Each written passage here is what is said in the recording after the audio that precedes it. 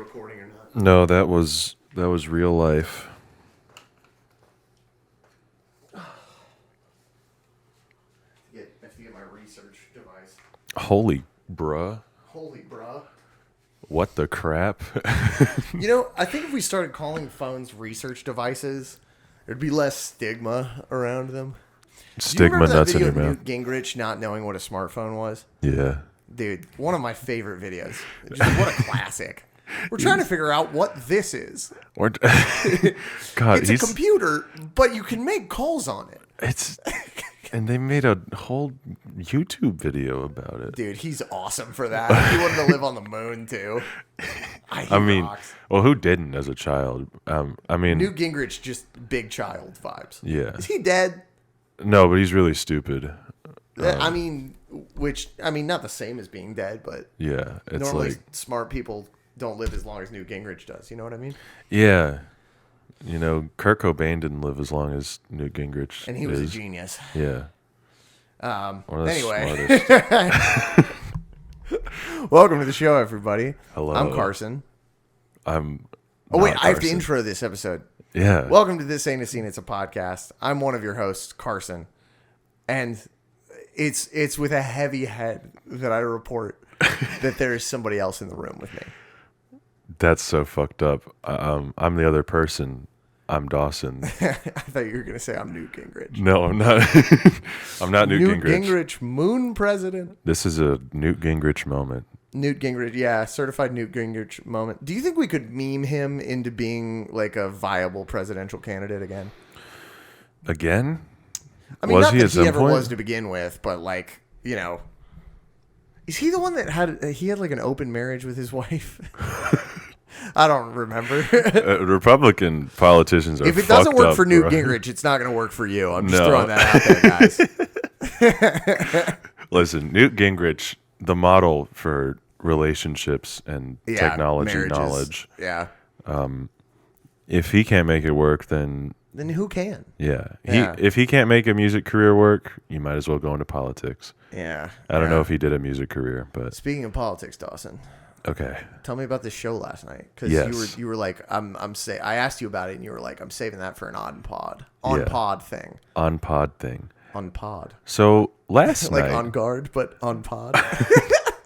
Bunch of losers on with pod, beards challenging each other to podcasts. bunch of meatheads with SM7Bs charging at each other. On pod. Well, anyway, last night Bummer Hill had a show, and the lineup was Khaki Cuffs, Bummer Hill, Less Dead, and Hospitality. Okay. Banger lineup. However, I know khaki cuffs. yeah. Shout out khaki cuffs. Shout out Khaki Cuffs for real. Unfortunately, they got COVID day of. They still have COVID right now. Khaki cuffs does? Khaki Cuffs does. That's why they didn't ask to stay at my house. Exactly. That's okay. Yeah. So we had to, and we only found out around like 11:45 a.m. yesterday. So, and it was kind of, so Jack, our lead singer, is usually the one in like all the group chats and all that for bands and stuff and figuring out shows, because they like to do Instagram. And Jack runs the Instagram. Yeah. I run the Twitter. Khaki cuffs also does Twitter. Oh yeah, they do Twitter big time, but the group chat for the show was in Instagram. I see. So Jack was at work all morning. He didn't get out of Yeah. work till like 3 p.m. and he wasn't checking his phone. So I found out that Khaki Cuffs had to drop the show on Twitter when they tweeted about it. And I was like, oh shit. And I messaged the rest of the band. I'm like, hey guys, you'll never believe this. But Khaki Cuffs isn't playing the show tonight. God, that blows. Which was a bit of an issue, as they were the headliner and we assumed the main draw of the show. Yeah. Yeah. So we scrambled to It's their first find- tour post-COVID, right? I don't know. wanna They've been say out of it is. commission for a minute. Yeah. Well, it still stands then. Sorry, continue. Yeah, no worries. And we scrambled to find another band that would hop on last minute. Walking Heads, another local Atlanta band that we played with 10 days ago. they hopped on. Nice. And like, I mean, we had played with them 9 days previously, day of the show. Yeah. So it's not like we could, but it wasn't like we could really be choosy. Mm-hmm. We just had Sure. to get somebody. A couple hours go by. Walking Heads messages us, "Hey, we can't do the show anymore." Oh no. So we have to find, and no hate to Walking Heads, they're like fucking PogChamp. Right. Yeah. Shout out Aiden and Just Josh. circumstances. Yeah, all that. just shit happens. So we were like, fuck, now we have to find another band, and it's like 2 hours before doors. Yeah. So Jesus. luckily, one of the members of Hospitality is also in Ammonia Wash. Oh. So Ammonia Wash hopped on boys. the bill. The boys. Nice. Ammonia Wash hopped on the bill. And they killed. They, I would imagine. They Great are band. national heroes. Yeah. They played without a bassist because I guess their bassist couldn't make it, but they still did a really good job. Nice. So, and we played at South Bend Commons, which if you've never been there, it's a wacky little joint. Yeah. It's I don't know how to describe it. It's South like Bend Commons. it's like in the heart of the city. Okay. So all the parking is like street parking. It's kind of in a Part of the city, residential like near what? near something. We thought it was Mechanicsville for a minute, and we were like, but it's not Mechanicsville. Okay. It's still like not the greatest area of the city, but not like an unsafe area, you know? Yeah. And so all the parking is like street parking in like a neighborhood that's across the Yeah. street, or like, so I What mean, a pain in the ass. Yeah. yeah, I mean, it was like more convenient than trying to park for like iDrum. Oh 'Cause yeah. parking there is a nightmare. Parking at iDrum is a fucking. It's a whole thing. But yeah, going into the show, we were all like really nervous about it because well, the headliner dropped, and then we had to like make like 3 announcements about the lineup That's in 7 so hours. fucked. Yeah. But we had like 80 people show up. That's awesome. Yeah. That's great for a fucking Wednesday night. Yeah, for a That's Wednesday dope. night in like this small ass room, No headliner. no headliner. It was just 4 bands playing one after the other. Yeah. So it That's was dope. super sick. Great note to hibernate on. Did you play any new stuff? Yeah, nothing you haven't heard Oh, okay. All right. in our tour set, but when we come back, because we're going into record next month, and when we come back from that, we'll have more new songs. Nice. Okay. Awesome. So, I mean, I want to. You brought this up off pod. On pod. You brought it up off pod that you guys go into the studio on Monday to Yep. make your first full length album. Second, but Second? well, first as a whole band, because the Right, first yeah. one, that was The like, first Bummer Hill. the first album, right? Yeah, like Okay. Bummer Hill as a band album. Because Sure. Greetings from Bummer Hill was entirely written by Jack, and like it didn't even okay. Bummer Hill didn't even become a band until after that record was already written. I see. Okay. So it's our first record, but this is like our first record. Sure. This is technically your debut. Yeah. Nice. Okay. How are you feeling about it? Is this Well- the first time you've ever recorded a full length? Yeah. Okay. Right on. Because like I was on my bass playing is on City Limit, our EP. Yeah. And that was Rui and I's. Rui's our drummer, for those who don't know. Yeah. Our first recorded appearance on the band For sure. was on City Limit. And then for this upcoming album, it'll be all 4 of us, Nice. which is super exciting. That is so dope. That is Yeah. so dope. I don't know what to expect because I've never recorded an album before. Yeah. And I've never Yeah. recorded like in a studio space before, which You're we're doing. recording with my best friend Dom Maduri, Dom Maduri, future I'm- guest of the pod. future guest of the pod. I don't know what we're gonna bring him on for. Something. I had to add a song to the wheel today. Yeah. Which one? It was a like special song you got with a download code. When you bought PAX AM Days on 7-inch, you got a code for a song that's like very obscure, but we're doing every song. Yeah. So I had to add it to the fucking wheel. Yeah. The wheel's gotten bigger weekly almost. Yeah. Yeah. Real pain in the dick. Yeah, but you're recording with my best friend Dom, who we are recording with at the end of April. Nice. And who I'm also doing drums with on April 12th. Nice. Or 13th? I don't know. So, I mean, Dom's great. Dom's going to kill it for you guys, and you're going to have a great experience. His studio is such a good vibe, too. Like, for real. You're going to, I mean, it's all, like, when you're there, you're like, okay, I'm here to create, and I'm here to do cool shit. Yeah. So, I've been there. Dope. I've been there a few times, because Bummer Hill recorded a Toast and Jam session that's never seeing the light of day. Oh no! Because we sucked. Oh no! So we all had Waffle House right before we went in. Oh, and we were all gosh. just like really sleepy. You can't be doing that. No. Well, now we know. Yeah. For next time we do that. But I mean, our first Toast and Jam session from Cowboys lineup number 1, back when we like really sucked. Like, however much you guys sucked in that Toast and Jam session, you did not suck as much as we sucked. Nice. And that's still up, and you can still go watch it. You can still go watch first lineup Cowboys suffer through some of the easiest songs ever. Nice. Night and day compared to now. Yeah. But that's what it's for. We got the first draft back, and we were like, No. We were like, let's not put this out. It's not even like terrible. It's just like not up to the quality that we wanted a live set to be. Yeah, no, for sure. Because like we have so much pride in our actual live sets and like making transitions work and all of that. In my opinion, I think we do those like pretty good. But it wasn't even up to like a live performance standard. Like if we had played like that at a show, we would have been upset. Damn. So now we know for next time. Don't go get Waffle House before you go into record. No, don't do that. Yeah.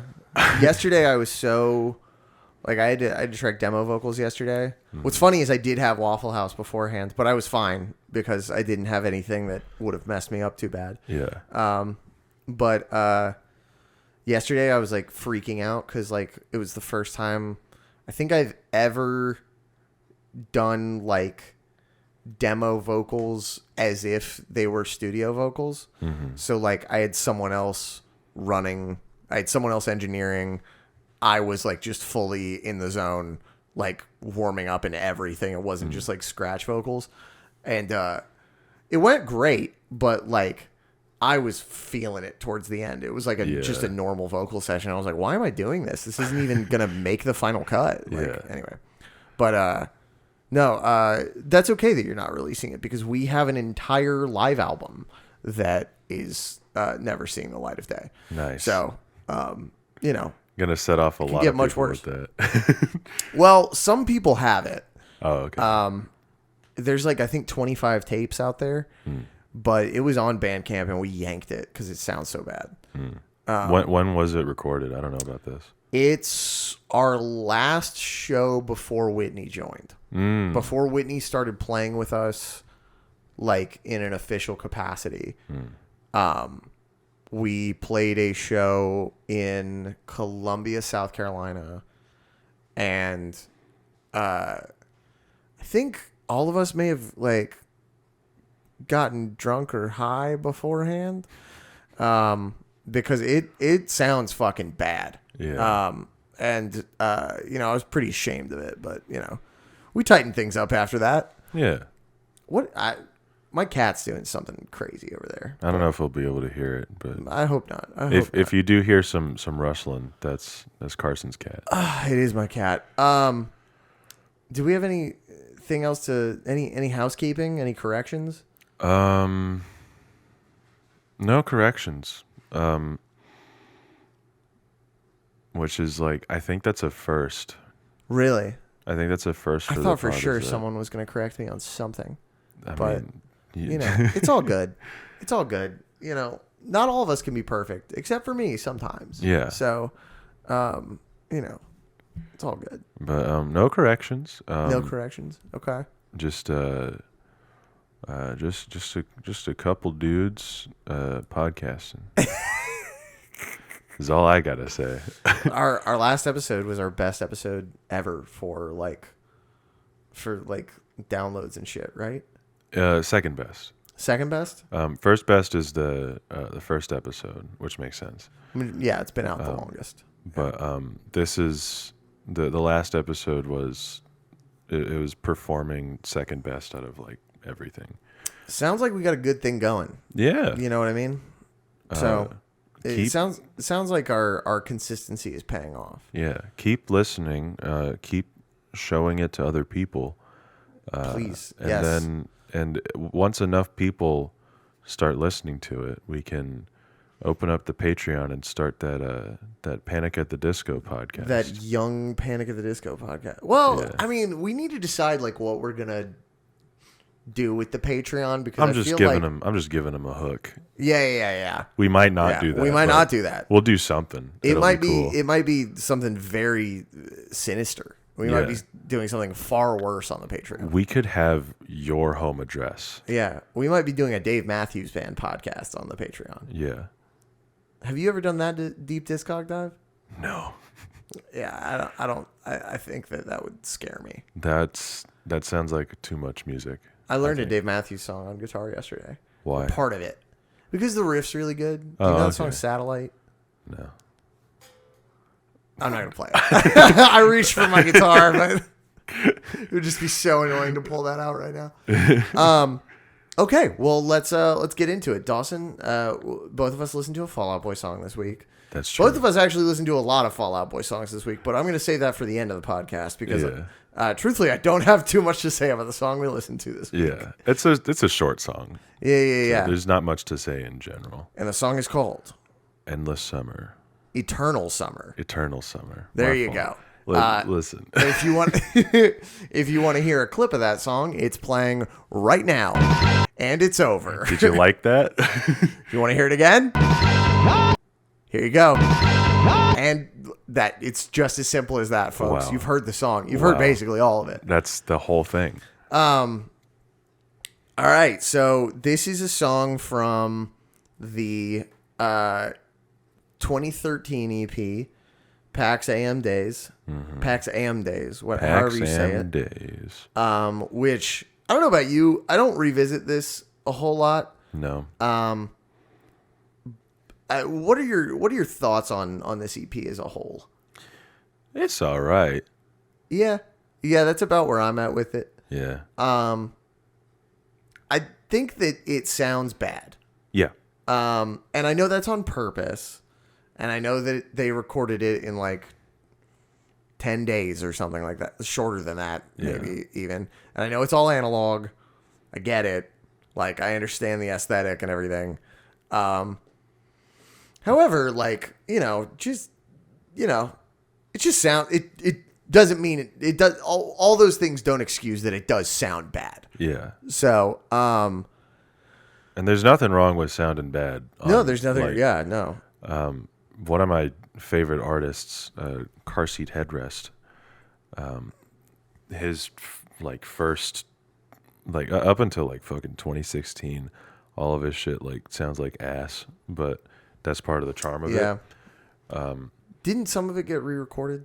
Yeah. Twin Fantasy got re-recorded, which is a kind of a controversial statement, but I prefer the re-recording over the original. Oh, I bet. And the reason it's a kind of a controversial statement is because a lot of people just like prefer the older one. Yeah. Because there's good reason to. Like, they're completely different albums. Mm-hmm. It's not just like they got in the studio and like just redid all these songs. Like, it contextually means a lot more, like a lot different than the first one. Interesting. Like, it's kind of like an apology for the first one. Because it's real, because like the first one was written from like a really like terrible mindset I see.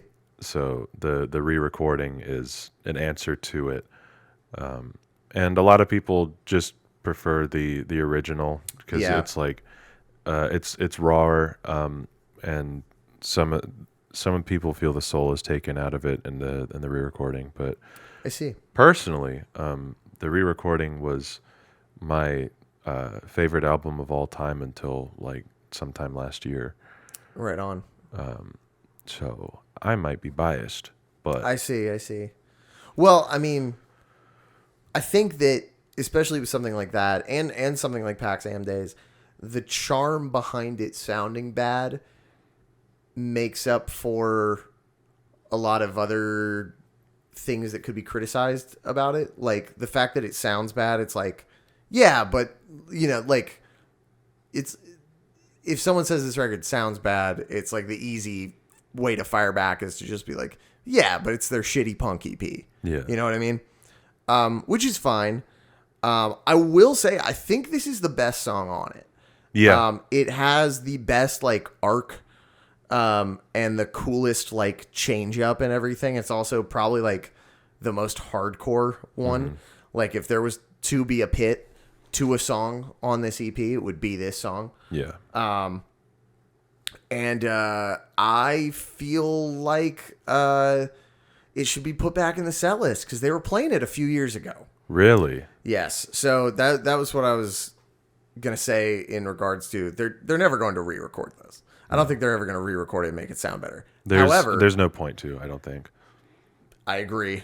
However, they have played a lot of these songs live, and every time they do, the live version is like way better than the album version, obviously, because the guitars don't sound like dog ass. Yeah. They have pretty good live sound. I don't know if they run a click for these songs. They probably don't. They probably just start them. Yeah. But yeah, they played this song 4 years ago in Chicago, and Patrick's like jumping around on the stage and like doing a hardcore frontman thing, and it's awesome. And they look like they're having a lot of fun playing it. So I think that's dope. And it's a good song. It's a very well done song for what it is. And I think it's the most listenable on the whole EP. Yeah. I think it's I think it's got the most compelling aspects out of everything on the EP. Like it's got the best lyrics, the vocal performance is great. Plentiful lyrics. The instrumental, like the actual instrumentation of it is really fun. Really, the worst part about this song is just that it doesn't sound good. Which, and there's also a conversation to be had about whether a song can be good enough to surpass it sounding like shit. Because that's also a reason why a lot of early Car Seat Headrest works, is because the songs themselves are so good. They're fantastic. This is off topic, but how did like such horribly produced songs make a band so big? Other than them just being like really good. Like what was the breakthrough with them? Twin Fantasy. Really? Yeah, the first Twin Fantasy, because it was the Car Seat Headrest was just Will Toledo, the front man for up until Teens of Style, which I think was in like I forget what year. I think like 2015, 2014 or 2015. But it's been around since 2010, and he had put out like there's so many Car Seat Headrest albums. If I did a Discog dive on my Twitter of Car Seat Headrest albums, it would be comparable in length to U2, and it'd probably be longer. Wow. Yeah. There's that many? There is that many. Whoa. Okay. And the thing was like, so Twin Fantasy is like it's kind of an indie legend project. Like it blew the fuck up on Bandcamp. Interesting. It drew a lot of people to Bandcamp in general because everyone was like, look at this fucking, like, because I mean, Look at Bandcamp this was, fucking guy. look at this fucking guy. And like Bandcamp Yeah. was obviously a thing and like popular before then, but it introduced a lot of like newer people to Bandcamp Very and the platform and all that. Very cool. So it's kind of like an indie success story. Twin Fantasy blew up, really put Will on the map because like he had moderate, like mild success before then. Like some people knew who he was. Like, you know, if you were into that kind of thing. But Twin Fantasy really put him on the map, Popped and then off. from there, it's just only been up since. Right then. Right on. Well, I had no idea that was like how that band got popular. I thought they were like, you know, classic, like No, get signed to a label puts a lot of money into it, like.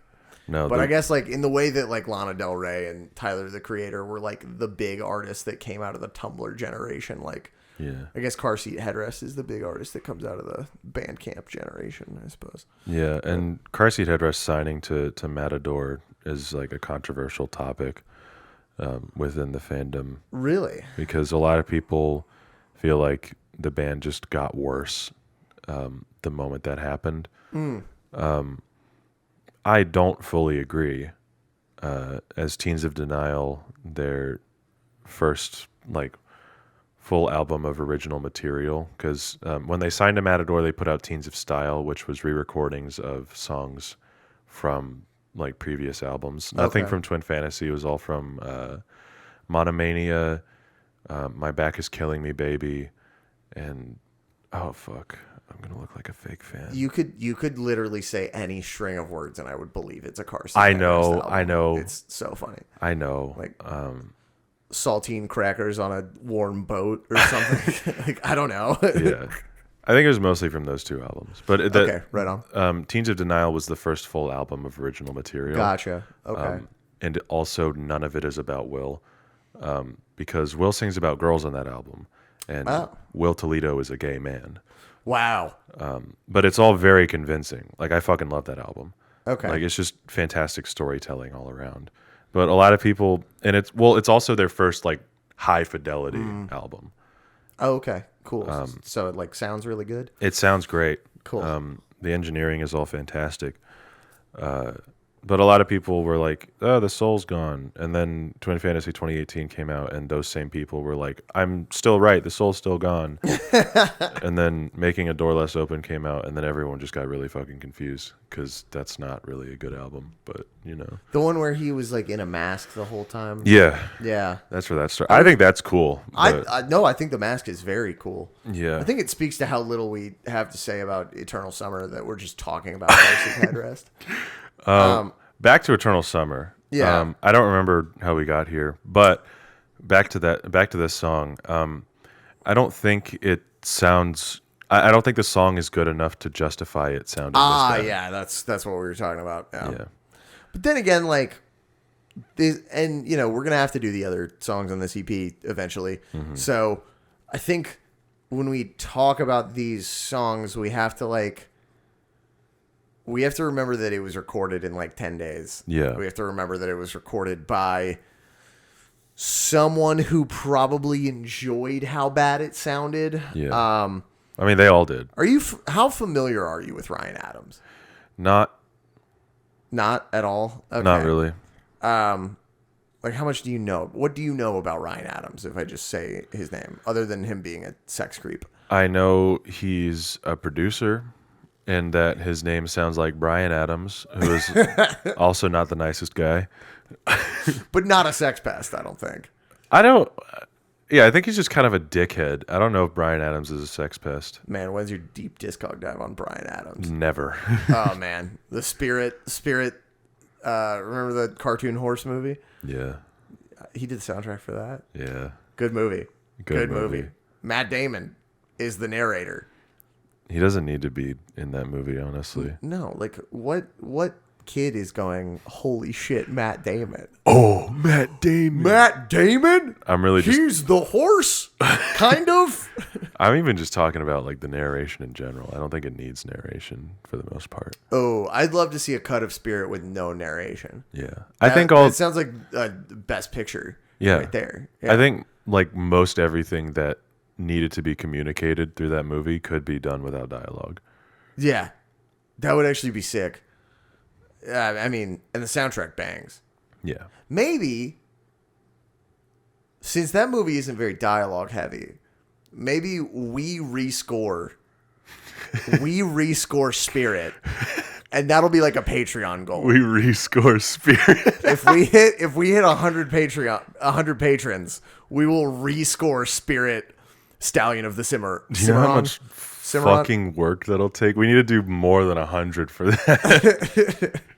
I mean, if it's $10 each, 100 people, $10 each, I'll do it for $500. Split between the two of us. Shit, let's do it.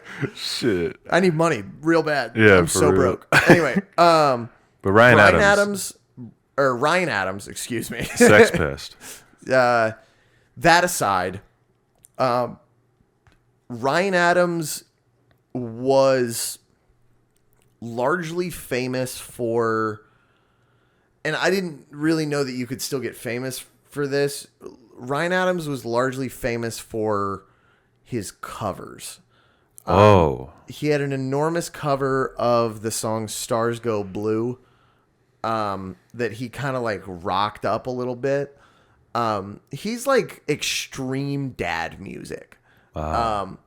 He's like music that your dad like puts on in the background when he's like doing a puzzle. If you have that type of dad. My dad does Legos, but I think he listens to like Linkin Park and U2. No, but that's awesome. Yeah. My dad's based as hell. Yeah, no, your dad is dope. But like this is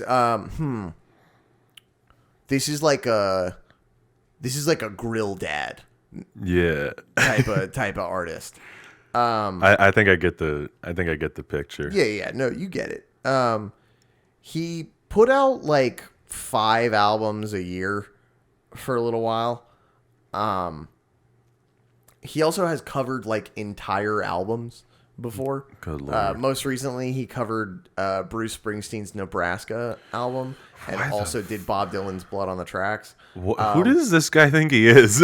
Yeah, he's crazy and he sucks. But he also recorded a entire... this is the one that's like egregious. He did an entire album of Taylor Swift's 1989. Dude. And the general consensus is that it's pretty creepy that he did that. Yeah.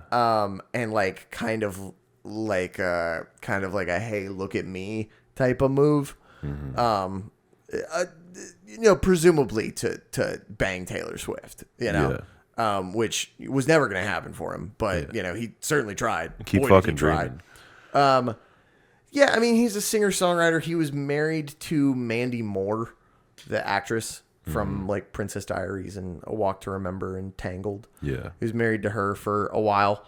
And was like apparently just like very mean to her, but was also like cheating on her with like 15-year-old girls. So, just bad stuff all around. Not a good guy. Not a good guy. Not a good producer for this EP either. Not a good producer for this EP. I think he's kind of a dork for producing this.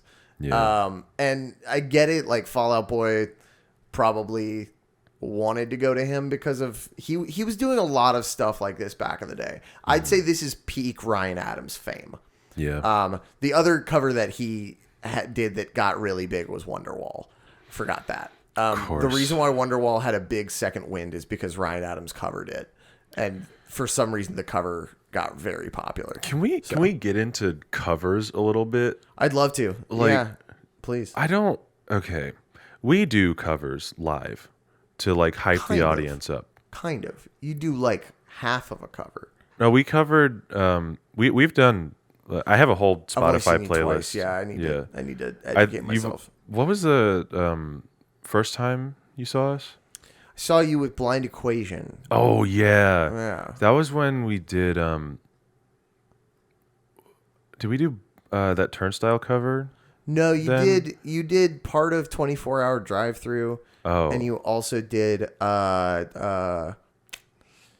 think also that might have been did when Sunglasses by Black Country New Road. Yeah, well that's like a little funny interpolation I do as like a transitional thing. And it is dope.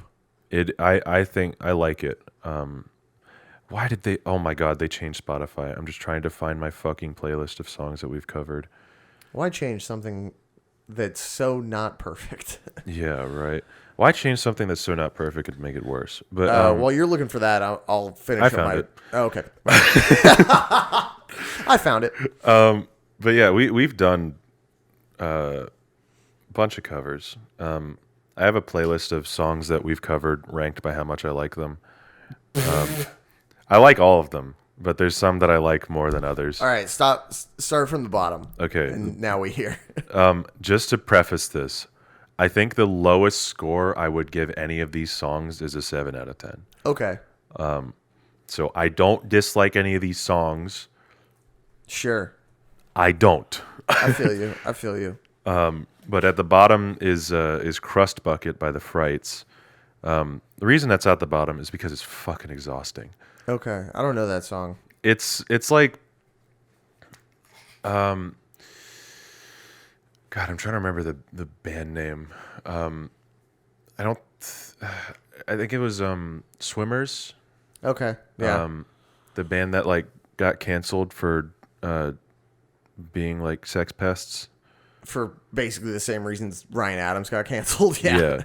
Hold on. I want to make sure that it's Swimmers and that I'm not like fucking defaming a band that didn't do anything wrong. Yeah, it's Swimmers. I saw the Frights with Swimmers. Yeah.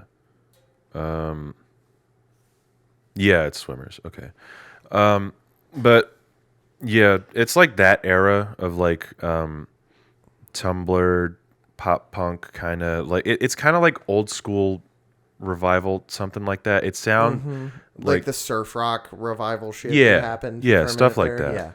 Yeah. But it's fucking exhausting. It goes on for a little too long, in my opinion. And I'm just like chugging really fucking fast on the that whole bass, time.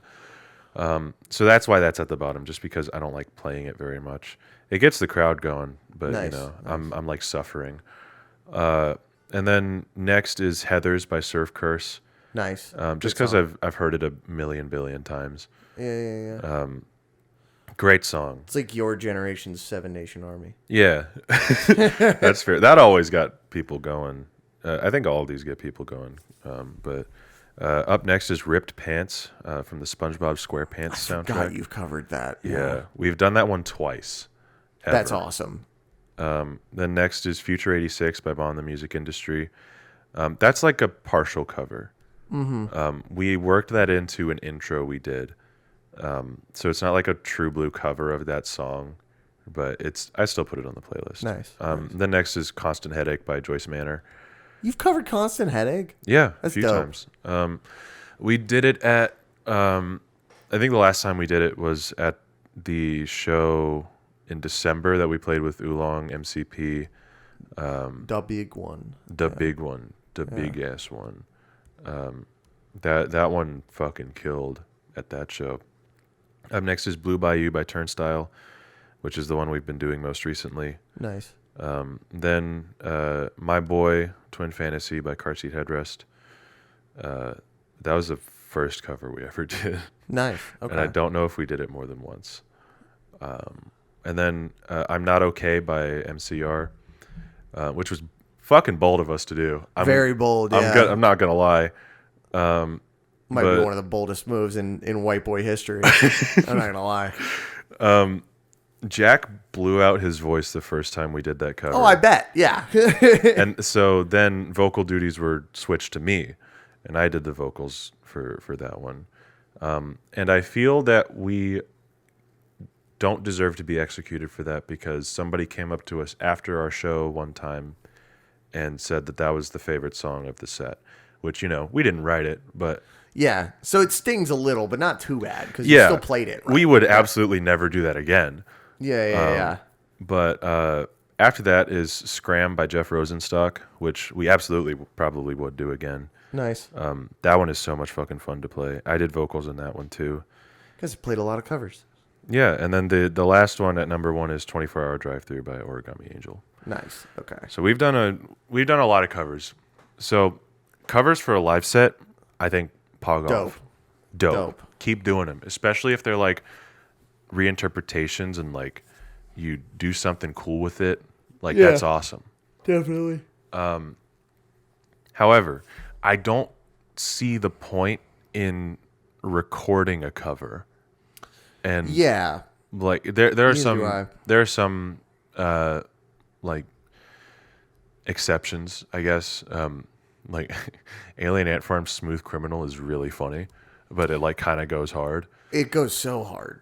Yeah. It goes extremely hard. So like, but that's them taking a song and like just and making it new metal, rap metal, whatever. Yeah.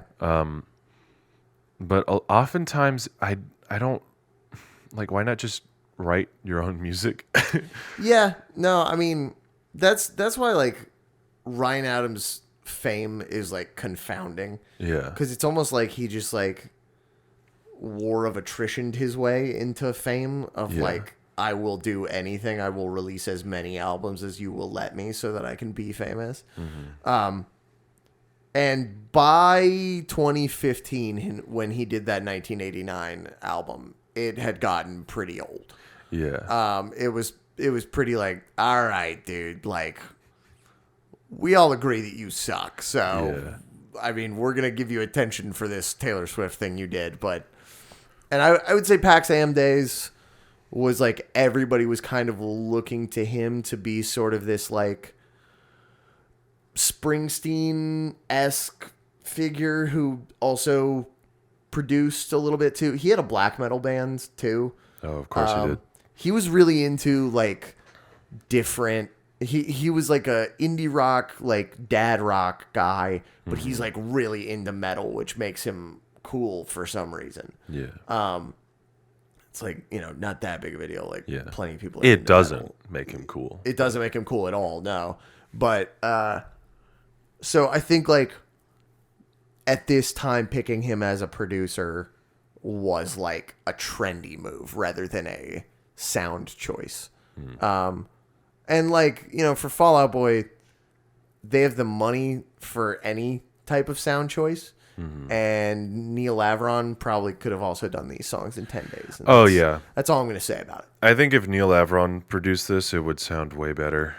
It would slap, and you could also get that like raw quality absolutely from it. Because like the thing is like for the whole EP is just the vocals are too loud.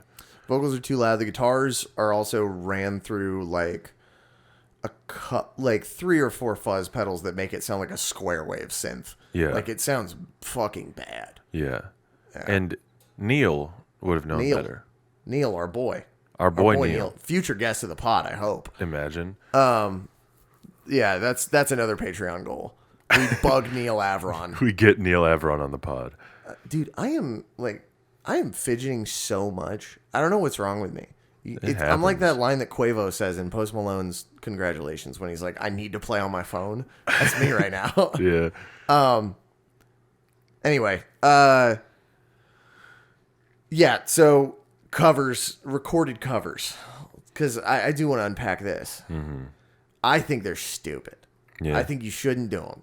I think that the only reason you record a cover is so that someone listens to it once. Mm-hmm. Because I can only think of like 5 covers that I listen to regularly. Mm. One of them is The Devil Wears Prada doing Sour Breath by Julian Baker. Mm-hmm. That's a whole new song, though. Yeah. You know, it's a whole different one. Like you said about Smooth Criminal, it's a completely different song. Yeah. You know? But there are not a lot of times where taking a song just as is and then doing it exactly how it was done works. Now, there are times where it has. I thought by the time that I got to the end of this sentence that I would have thought of one, but I know there are. There's like, fucking you got it. Tainted Love Soft Cell. Oh yeah. That's a cover. Fantastic song. Yeah. And you would never know that that's a cover either. Like that's one where it's like, you know, it just eclipsed the original like the so original much. song. I'm trying to think of other examples of that. I'd say Van Halen's version of "You Really Got Me" is about as popular as the original. Yeah. I'm trying to think of others that have like eclipsed it though. We got some covers on the wheel, everybody. You forget Fall Out Boy has some fucking covers. I will say and we'll get into this when we land on it, but I would rather listen to Fall Out Boy's version of "Beat It," and I think that's just because I grew up with it more. I think you should hold on to that reasoning like you are holding on to the edge of a cliff. I think if you just present that opinion raw, you are getting shot. Okay, well, listen. There's Michael Jackson. Fucking Beat It, dude. I know, but fucking John Mayer's on the solo, and it's my favorite singer singing it. Like, come on, like you gotta cut me some fucking slack, man. It's awesome. It's dope. Yeah. It's so sick. Yeah. Yeah. So, anyway, yeah. Covers, and also Ryan Adams. Whitney Houston's "I Will Always Love You" is a cover. Oh yeah, of Dolly Parton, right? Mm-hmm. Yeah, Whitney Houston's is better. Yeah. So it can work, but that's the thing. Work, yeah. The ratio of how often a song is covered to how good one of those is like 1 billion to 1. Well, that band Måneskin, is that what they're called? Yeah. They're real big right now. Yeah. Their big breakout song was a cover, and like nobody knew. Which is that like your breakout song being a cover, destined to fail. Usually assigned to break up immediately. So it happened to Alien Ant Farm, and they never got any momentum off of that. Yeah, for sure. They tried to release that song "Movies" like 4 more times. Yeah. And I think that song's not bad. No, it's I think like that pretty whole good. First Alien Ant Farm album is pretty solid. I haven't listened to the whole album because why? Why would you? Yeah, why would you? Because "Smooth Criminal" is the biggest and probably best song on it. Definitely.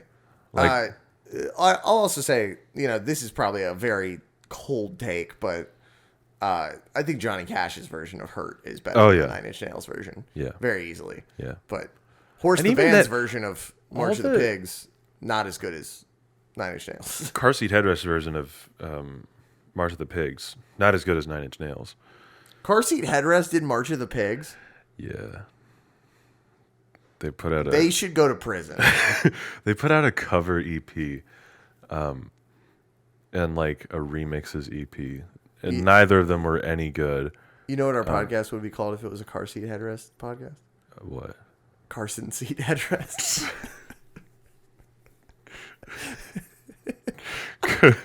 That's so stupid. Carson Seat Headrest. Oh my god. It's so dumb. It's so good though. But they put out a covers EP. They put out a covers EP, and do you want to know the fucking wackiest thing about that covers EP? What's that? They put out a cover of Kate Bush's "Running Up That Hill" like 2 years before Stranger Things season 4 came out.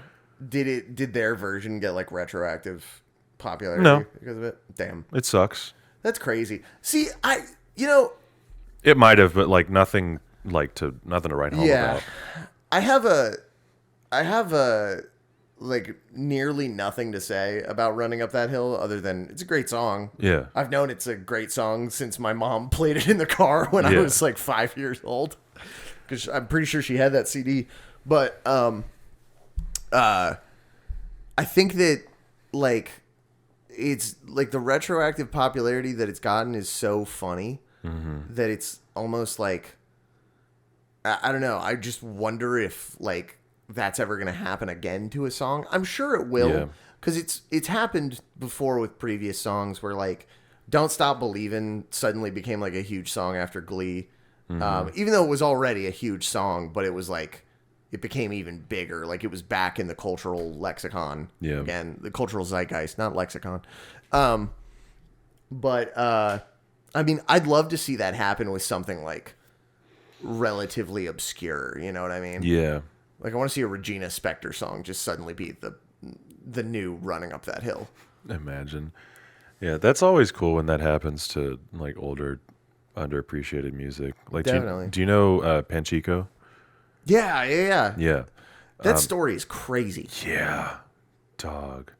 That is wild. I They saw just put out a new Panchico. album, didn't they? They're about to. Okay. They put out 2 And they're singles now. touring? For it. Mm-hmm. Are the songs good? Yeah. Okay. All right. I'll listen to them then. Yeah. Which is probably the most remarkable part of all this is that It's good like, music. yeah, like 20 years later or so, they're still writing good songs. Yeah. No. I mean, I had no idea they were even still together until I saw like a tweet that was like them announcing tour dates, and I was like, "Holy shit!" I saw them like, last October. no shit. Yeah. Were they good? They were fantastic. Damn. Like, honestly, an incredible live show. Did they close with death metal? No, it was one of the songs like later in the set list. Oh, gotcha. Definitely past the halfway point. Okay, yeah, like a later set list. I like a later set list hit, but not a closer. You know what I mean? I also think I've never expressed this opinion on mic before. I think opening with your biggest song is the most badass thing to do. And Yeah, I think it's awesome. I think every band should do it. that's sick as fuck. I think every band should do that. We don't do that, but Well, Violent Astrology was our most popular song when we left for the Drugs tour, but now Star Baby's our most popular song. So fucked I up. don't know if I can open with that song. Yeah, I don't know if we can opening that song with that song works. I don't know if we can open with bad news because, like, I mean, unless, well, It's a power move for sure. it is a power move, but Yeah. I don't think it makes sense. I found out because we went and played South by Southwest 2 episodes ago, I should say.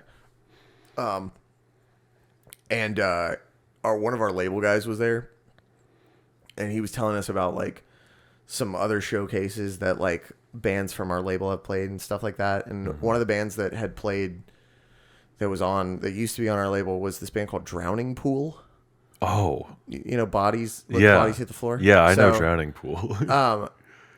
So Drowning Pool like saw the venue that they played the same venue that we did a few years back, and they saw the venue and they were like, "This is too small. We're not playing here," and left. And our label dropped them because of it. Yeah. Maybe I shouldn't be airing that out here, but whatever. I don't think anybody at the label's listening to this. If they are, hi. Hey, Steve. Hey, Steve. Hey, Scott. Hey, Carl. Who else can I name? I don't Bill. know. Kyle. I don't know any of them. Yeah, Kyle. I know Kyle's listening because Kyle's a fan, but Kyle won't care if I air this out. Hi, Kyle. Drowning Pool opens and closes with Bodies. That's really Isn't funny. that dope? That's so sick, actually. It's like you open with your biggest song, and it's like, "Hey, motherfuckers! In case you are late, We're doing it again. we're doing it again." Yeah, I think that's sick. That's I really looked funny. at Hot Shell Ray's set list too. They Oh do my the same god. thing. Hot Shell Ray. They're still going. That's a name. Really? Yeah, they're still putting out music. Damn. Last I checked, they put out an album in like 2021. Good for them. So did that band Magic. Holy shit. Why I'm you not gotta be surprised. so rude? I'm not surprised about Magic. They seem That like a band band that sucks. I hate that song. Yeah, I'm not a Patreon fan. episode where I just shit on that song. Yeah. I hate that song, Dawson. I don't like that Hot Shell Ray song either. I think both of them are I kind of haven't cheap. heard it in a long time. That's one of those rare songs where it's a one-hit wonder, but it disappeared so quickly. Mm-hmm. Like, I haven't heard that song in years. Yeah. Like you don't even hear it at like fucking like weddings or anything. No. Nothing. Like No. you'll hear Shut Up and Dance still at big gatherings Would like you call that a one-hit wonder? Yeah. Yeah. Oh, but I like so many Walk the Moon songs. I do too. I love Walk the Moon. But like they don't have like another hit that's as big, like anywhere near as big as Shut Up and Dance. Like they are a successful band for sure. Yeah, no. Like they're still touring and selling out shows and stuff. Yeah. Like in certain cities, Did not for the whole did tour. they have but- some kind of controversy with them? Yes. Okay. They kicked out their bassist. They kicked out Ryan Adams. They kicked out Ryan Adams. It was crazy. But no, they kicked out their bassist because he was like being a predator on shows, and they were like, "Hey, don't Get fucking out." do that. Yeah. Leave the band." That's nuts. Which based. For some reason I thought it was their singer, but I'm glad it was just their bassist. No, yeah. By all accounts, their singer is like maybe one of the nicest people to ever walk the earth. I met him at Music Midtown 2011 because Walk the Moon played third on the small stage. Oh wow. And their banner was so small, like their backdrop was so small that Young the Giant, who was after them, like their banner was behind it, and they're like, "We are Walk the Moon Giant," because like you couldn't, like it was obscuring the words Young the. Crazy ass lineup that year of Music Midtown. Yeah. Coldplay headlined. Coldplay, Black Keys, Manchester Orchestra, Young the Giant, Walk the Moon. That's just what I remember off the top of my head. Damn. But Phoenix maybe played also? I don't remember. Anyway. What was I saying? I don't remember. Nicholas Petrica. Walk the Moon. I guess you would call them a one-hit wonder. You know what I'm going to make you do on the Patreon? One of these episodes? I'm going to make you deep dive on Fountains of Wayne. That's fair. Have you ever listened to any Fountains of Wayne song that isn't Stacy's Mom? No. They're all good. They're all fucking great. I've heard they are. Yeah, I don't know. I'm going to make you do it. But now that you said that, I'm not going to do it until we get to that point. That's fine. That's fine. No. It's not even going to be a goal. It's just going to be an pranked. Episode. Yeah. But yeah, no, that's awesome that yeah, no, back to Pachinko. Like I can't believe that shit happened. It's awesome for them. Shout out Pachinko. Yeah. Future guests of the pod. Future guests Pachinko. Anyway, Eternal Summer. Yeah. I like it. It's cool. Should we get into the lyrics a little bit? Yeah, I'd love to. After not talking about the song for most of the episode, yeah. Yeah, loyal listeners,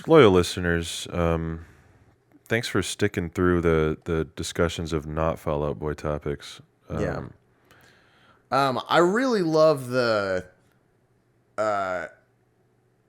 I'll be in the desert wishing on every star, scuba diving in the wishing well. That's like a very cool lyric. Yeah. I think that's one of my favorite Pete lyrics after listening to this song so many times. That's hard. I think it's dope. What you got? Anything stand out to you?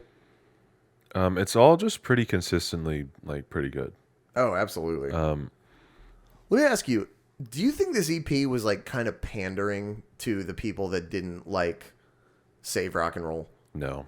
Yeah, me either. Not at all. Because someone on the Reddit was saying that. It was like, it felt like pandering for those who didn't like Save Rock and Roll, which is why I dislike it.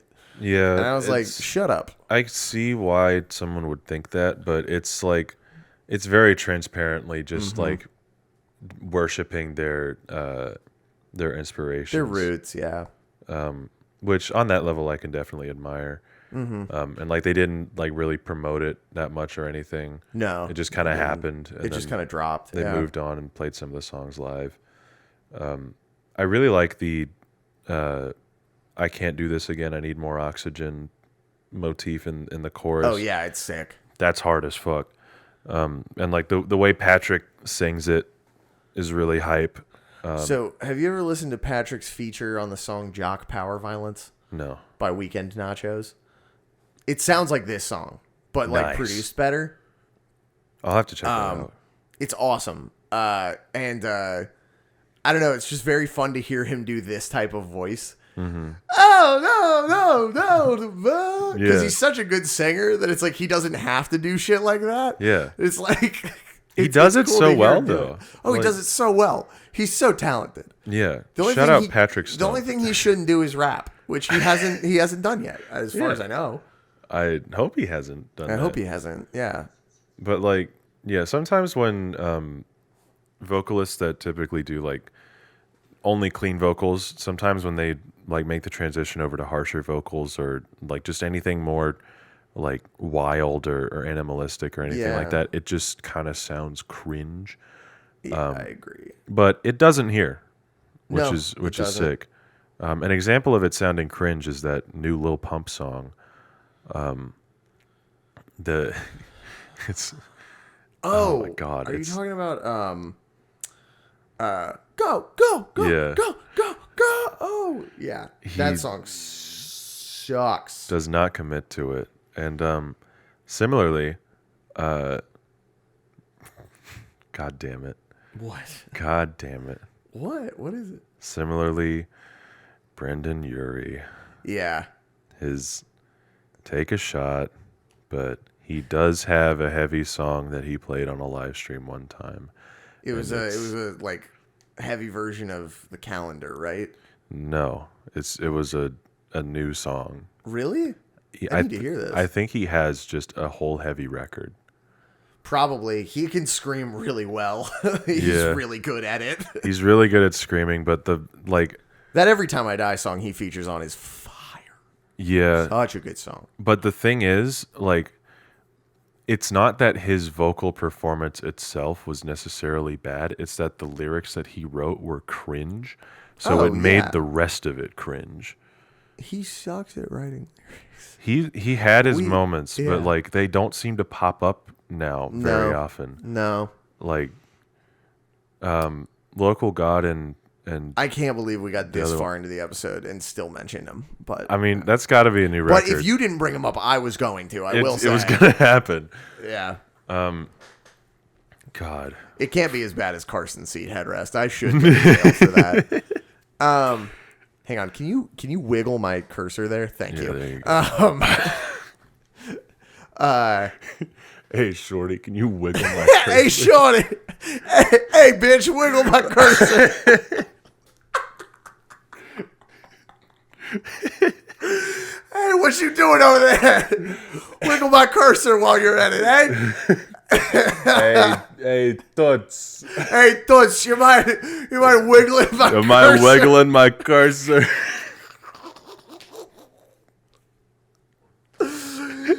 Yeah, so go down to the deli, go get yourself a bodega sandwich, and while you're at it, wiggle my fucking cursor. How about you wiggle my cursor from the back, huh? You fucking guy. You fucking You fucking guy. you fucking guy. Listen to me. If you don't wiggle my cursor right now, there's gonna be hell to pay. You'll be sleeping with the fishes if you don't wiggle my cursor. You fucking guy. What are we talking about? I'm gonna make your life a living hell if you don't pay me $100,000 or wiggle my goddamn cursor. My computer's falling asleep. My computer is frozen. And I need That's even funnier if it's not a euphemism for something. He's just been fucking I'm over here, you're over there. Wiggle my goddamn cursor. my 4-hour Five Nights at Freddy's lore video is not showing up on the goddamn screen anymore. I need you to wiggle my cursor. I need you to wiggle my, you're never going to guess what the next word is, cursor. Holy crap. This What are we talking may be the worst bit we've ever done. It's so funny. Well, I completely forgot what we were talking about. If you want to deal with people like us, if you want to play in the world with the big boys, you got to wiggle my cursor. You gotta fucking... All right. Okay. We're talking about Brendon Urie's heavy song. Oh, of course. Yeah. It's What makes you say he's got an entire heavy record? Because he finished? said something like that one time. Okay, interesting. He was like, "Yeah, either I'm making or I have a whole heavy record." That'd be interesting. I mean, the lyrics probably would suck, but he has an Every Time I Die half sleeve tattoo. He loves bands like that. Yeah. It probably would have been better than Viva Las Vengeance. Well, see, here's the thing. Is that the people that enjoy Panic at the Disco post Death of a Bachelor, post to Too rare to live, too weird to die. No. Fuck! Too weird to live, too rare to die. Look at my cursor. People who enjoy that band are not listening to bands that scream. No. Like, just, I know I'm making a generalization there. But as a generalization. As a generalization, that is true. Yeah. I mean, if he dropped something like that, I think that, people who are fans of bands like Every Time I Die and, you know, those bands that he admires, Converge and Dillinger and stuff, they would be like, this is pussy shit. Mm-hmm. And then the fans of Panic at the Disco would be like, this is scary. Yeah. Again, making a generalization, but like... I think that would be like the general reaction. Yeah. Well, no one gave a shit when he featured on that Every Time I Die song. Yeah. It's like not even Every Time I Die's like biggest song. No. It's not even close. Even Which, though it like, does bang. It's a great song. Yeah. So, you know, maybe he's the new Every Time I Die singer. I would love for him to be. That would be sick. If he came back with a heavy record and it was like great, It was dope. that would be sick. Yeah. And you and I played on it. Imagine. Dragons? That'd be sick. Have you seen how ripped the Imagine Dragons singer is? Oh yeah. Dude, I would it's awesome. I would not say like that's I don't go hard on Imagine Dragons and like hating them just because I know Dan Reynolds is ripped as fuck and could beat the shit out of me. He's hot, dude. Yeah. Like, he is hot. Yeah. And Like- they used to be like a worship band. So like they Sure. Dan Reynolds would beat me up and I would go to hell. For sure. Yeah. No. But, like, it's making their music a little better for me. You know what I Yeah. mean? Like, knowing that a giant dude is singing it. Yeah. That's dope. It's a giant dude with like a giant voice. So like Yeah. you know. He deserves to sing like that. Yeah. I saw something this week about, I think Kendrick maybe convinced JID to do that song with Imagine Dragons. And it's like his biggest song. I mean, Oh, the misery. if there's one thing Kendrick knows how to do, it's get some weird features. Oh, yeah.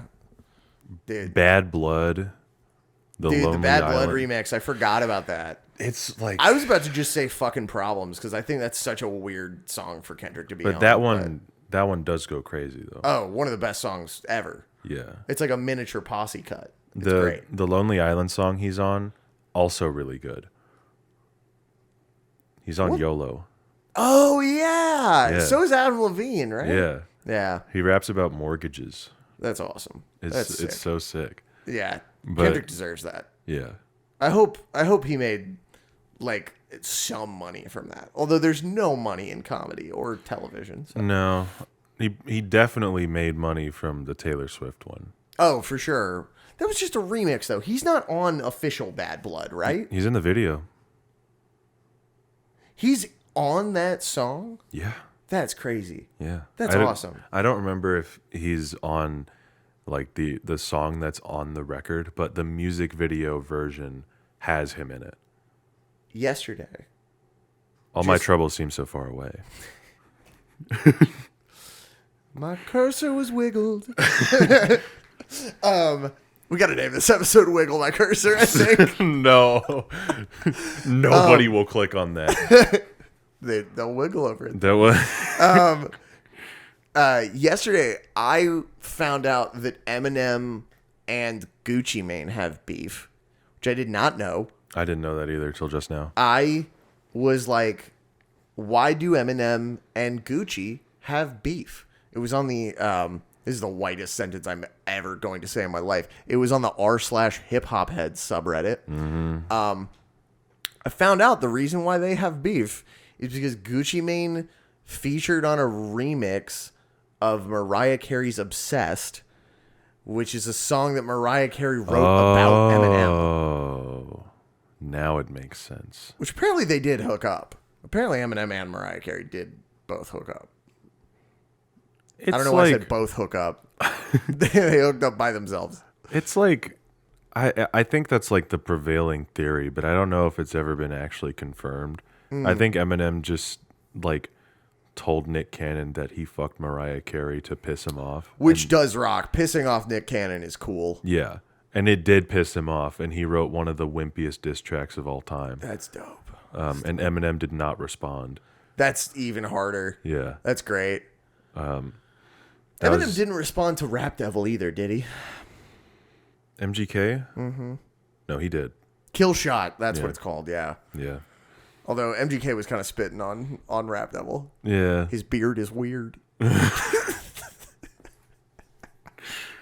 God, MGK fucking sucks. I'm sorry if you're listening and you like MGK. I really don't. I don't like his rapping and I don't like his pop punk. I think he is the perfect example of somebody who fails upwards in the industry. Absolutely. But I also don't know how he got to the position that he's in because he's not a Nepo baby. No. At all. He just if he does work. He's sort of the rap game Ryan Adams. Except not being a sex pest.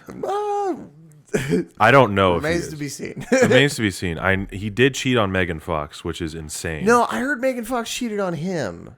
I heard the other way around. Because Really? Megan Fox posted burning some shit that MGK gave her. It'd be even funnier if she cheated on him. Yeah. And was burning shit that MGK gave her. That would. I ruined this relationship, and I'm happy about it. Yeah. Fuck you for They the were an thing interesting that I couple did. together. They were. They were one of the couples of all time. They were one of the couples. I keep fidgeting with things. I'm so sorry. It's fine. Carson just took out a heated sleep mask and put it on his head. You know what? And then took it off. Nobody's gonna believe you. Yeah, Because that's such a ridiculous thing for me to pull out. But it's right here, everybody.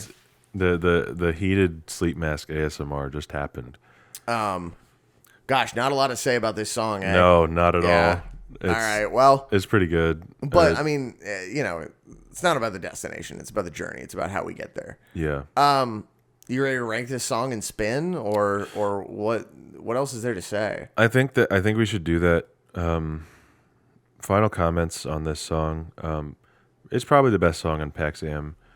Cool and that they've played it live recently. Absolutely. I will also add that. They should bring it back. That'd be fun. It's a lot more compelling than any of the stuff on Save Rock and Roll, in my opinion.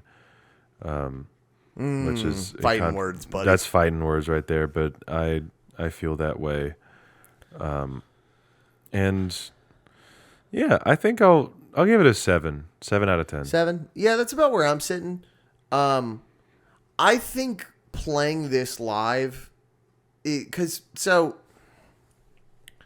Fall Out Boy having a rotating set list, I don't think is possible for them anymore. Like them being able to switch songs in and out and stuff like that, or play a different set list every night of a tour, or pull out deep cuts. I think the high end value of their production, how much production goes into their live show and that kind of thing, and clicks and all that shit. I don't think they get to really just throw songs in like that. Counterpoint. What's up? The 1975 does that all the time. And Good point. Their set, their live set is way bigger than Fall Out Boy's. Both in production. I mean, obviously in production. Counterpoint. What? The 1975 probably has the money to pay people to be able to switch their live set in and out. Yeah. All the time. Absolutely. I will say that Fall Out Boy probably does not. I don't know how much. I could be wrong. I don't know how much goes into that. So yeah, neither do I. But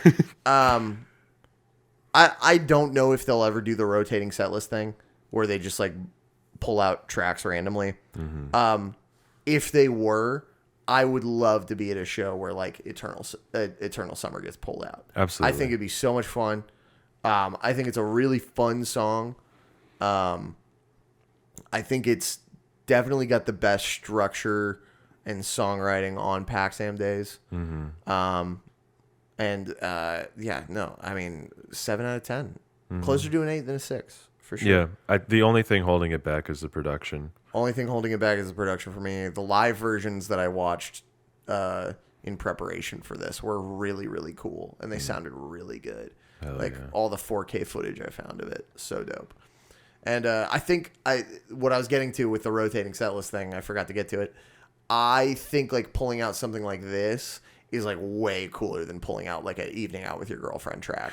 Yeah. Because they've been doing that recently, and I don't care too much to hear those songs live. I'll just be honest. I don't care too much to hear those songs. Yeah. Well, wheel time. We did Eternal Summer, everybody. We did Eternal Summer. It's time for the wheel. I think going forward, y'all can expect that PAX AM Days episodes will probably not focus as much on the song as this episode did. Because all of those songs are similar in length and similar in production and similar in everything. So just a fair warning. If you don't fuck with that, sorry. Yeah, if we land on a PAX AM Days song, just expect us to talk about other things. We need to come up with like a name for PAX AM Days episodes. It's like when you have a substitute teacher that shows a movie. Yeah. Well, what are those days called? Sub days? We have a sub. I don't know. Subway, eat fresh. Subway, eat fresh. Subway fucking sucks. Let's spin that wheel. All right. I need a recording. Gaming. What about a shirt that says subtweets in the Subway font? Subtweets and then ain't fresh. What do you think about that?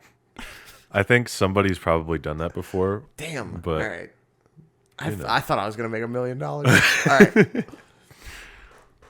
I'm just going to go back to bootlegging Republican merch again to make money. All right, here we go. We're spinning the wheel. All right. It's spinning. It's spinning. It's spinning. It's spinning. And New Dreams. God damn it. I don't know what this one is. We're going to spin again. What? It's another PAX AM Days song. Fuck. I would like to make the executive decision to spin again. I agree. Okay, cool. We're going to spin again. Sorry, everybody. We're going to get to New Dreams another day. I'm sorry if that's your favorite song ever, but... I'm so sorry. Here we go again. I don't want to do 2 PAX It's episodes in a row. the bonus track that I had to add today. We're not doing it. Fuck that. All right. It's spinning again. It's spinning again. Oh my God. It landed on their cover of Saturday Night's All Right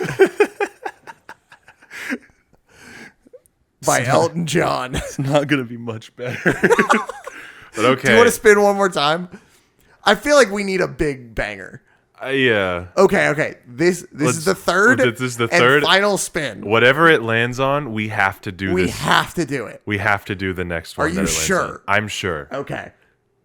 Here we go. No compromises, no respins. Whatever it lands on right now is going to be it. Okay. Oh, shit. All right. It landed on Janaspis, which we learned last week is gay is not a synonym for shitty. Mm-hmm. I mean, we're gonna have to have Maddie Caffrey back on. It is her favorite Fall Out Boy song. That's true. Expect another Maddie episode next week, everybody. All right. Thank you so much. Thanks for watching. We're listening, and or watching if you watched on YouTube. Yeah, for the 3 people that ever do that. Yeah, people don't do that with our podcast. If you listened this far, thanks for listening. And while you're still here, go follow our bands. As that is basically that is our online presence, is our bands. At Callous Cowboys on Twitter, at the Callous Cowboys on Instagram. Yes. At Bummerhill ATL on Twitter, at Bummerhill on Instagram. Both of our bands are on streaming and putting out music. Yes. At some point this year. At some point. I also wanted to bring up, please rate and review us on Spotify. It really helps us out a lot with getting new listeners and getting in front of people. I think that's on Apple Podcasts. No, you can rate on Spotify too. Oh, okay. We'll do it both right now. I'm gonna go give us a 1 star. Don't do that. I'm not gonna do that. But I know like 5 of you have done that, and that really does help us out. So hell yeah. Please do that if you get the chance. Do that, and we will become the biggest podcast in the world. Bye. Yeah, I mean, we are already, but yeah. Oh, we have 12 reviews. 12 Holy 5-star shit. reviews. Thank you, everybody. You guys. That's so sweet of you. That's so sweet. Thank you.